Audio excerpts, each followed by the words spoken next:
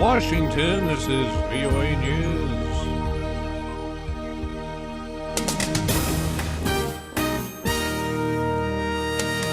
United States vetoes Palestinian statehood resolution at UN. Bodies recovered in search for missing AirAsia jet. I'm Ray Kouguell reporting from Washington. As expected, the United States vetoed a UN Security Council draft resolution on Palestinian statehood, which demanded Israeli withdrawal from the occupied territories. The draft Tuesday fell short of the 9 votes needed for passage, but a no vote by the United States, which has veto power, means it would have failed anyway. U.S. Ambassador Samantha Power called the Palestinian draft one-sided and not a constructive step toward a two-state solution. The draft would have given Israel a 2017 deadline to pull out of the West Bank and Gaza back to the pre-1967 war borders. East Jerusalem would be the new Palestinian capital. It would also have given Israel and the Palestinians 1 year to reach a peace agreement. The Somali government says al-Shabaab's intelligence chief was killed in a U.S. airstrike near the town of Sakal. Abdi Shakur Talil was killed along with 2 others in Monday's strike. U.S. officials say they do not believe there were any civilian casualties. Heavy gunfire near the presidential palace in the capital of the small West African nation of Gambia is raising questions about an attempted coup, while President Yahya Jammeh is out of the country. Residents and diplomats say armed attackers began shooting early Tuesday in Banjul, the capital, but the situation appeared calm by midday. Initial reports said soldiers linked to the Presidential Guard were involved in the fighting. The French news agency reports 3 suspects were killed in the violence, including the alleged ringleader. This is VOA News.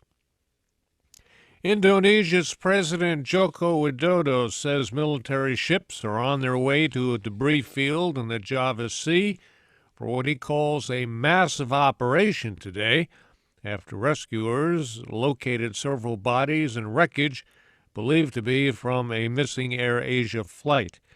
The first confirmed pieces of the plane were found floating about 16 kilometers off the coast of Borneo Island on Tuesday. The passenger jet crashed during a storm Sunday while on a flight from the Indonesian city of Surabaya to Singapore. Ron Corbin reports. Indonesian aircraft spotted the debris in the Java Sea. The shallowness, between 40 to 50 meters deep, is expected to aid efforts to recover the aircraft and vital communications data, including the voice recorder. The flight was operated by the Indonesian affiliate of AirAsia, one of the most successful low-cost operators. Altogether, the group has over 170 aircraft amid the fast-growing aviation sector in Asia. The tragedy is the third in 2014 for a Southeast Asian carrier. Ron Corbin for VOA News, Bangkok, Thailand. The death toll on a Greek ferry that burned in the Adriatic Sea rose to 13 Tuesday, and officials fear there are more bodies on board. Italian prosecutor Giuseppe Volpe, who is leading a criminal investigation into the disaster, says at least 3 stowaways are among the survivors. He says that is incontrovertible evidence that illegal migrants were being hidden on the boat. Russian opposition leader Alexei Navalny was detained Tuesday by police shortly after he joined up with several thousand protesters near Red Square and the Kremlin in defiance of his sentence. Earlier in the day, Navalny and his brother Oleg were found guilty by a Russian court of fraud and both given 3.5 years in prison. But there was a surprise, as VOA's Daniel Scharf explains. A court in Moscow announced the verdict against Alexei and Oleg Navalny after the court date was abruptly stepped up by 2 weeks ahead of a planned protest by their supporters. The judge found the Navalny brothers guilty of embezzling funds from a Russian subsidiary of a French cosmetics company. But while Alexei, a prominent critic of President Vladimir Putin, was given a suspended sentence, his brother Oleg was ordered to serve 3.5 years in prison. Both were ordered to pay nearly $9,000 in fines.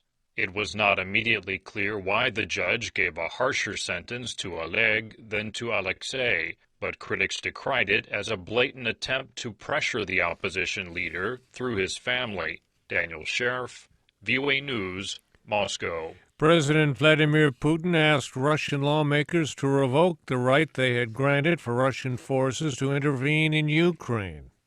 President Putin issued the request to the upper house of Parliament Tuesday. I'm Ray Kouguell in Washington. That's the latest world news from VOA.